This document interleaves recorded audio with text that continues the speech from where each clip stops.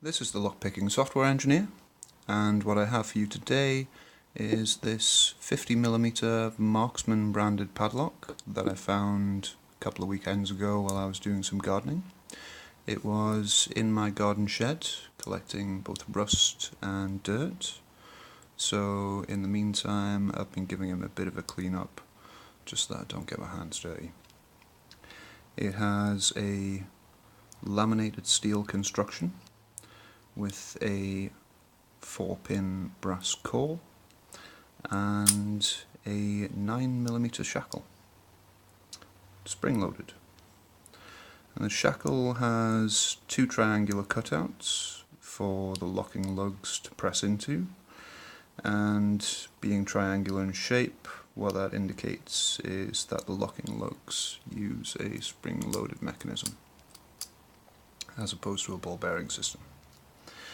Now that spring-loaded mechanism gives us an initial vector for attacking this lock. We could use a pair of shims, one on each side of the shackle, between the shackle and the body. Press down on those shims, depressing the locking lugs, which would then allow the shackle to pop loose and out of the body. Now, since we don't have a pair of shims, we'll need to attack this in a slightly different way.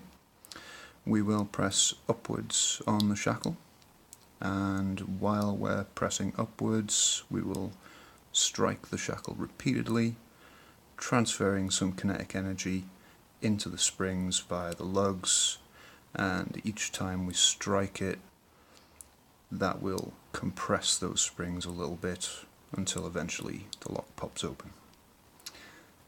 For this attack we just need two commonly available tools. To press upwards on the shackle we will use this standard issue opposable thumb, and to strike the lock we will use the butt of this flathead screwdriver. So let's give that a go. Applying some upward pressure, and that was about 6 strikes. We got an open. Let's try and pick this one open anyway. See what it takes. We will use top of the keyway tension with this pry bar in 32 thousandths and a standard hook in 23 thousandths. So let's get to picking. Pin number 1, applying stout tension.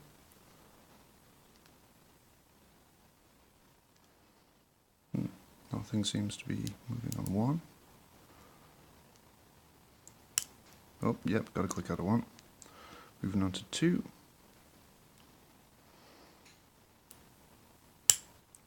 Big click out of 2.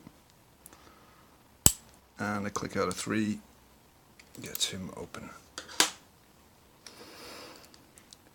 We only had to pick 3 out of the 4 pins in the core, indicating that the 4th pin is a 0 lift pin, simply meaning that the 4th pin is already aligned at the shear line, so he's effectively already set. It's a bit of a shame, and it's usually unique to each padlock, but it means that a 4-pin lock is essentially a 3-pin lock. In any case, that's all I have for you today.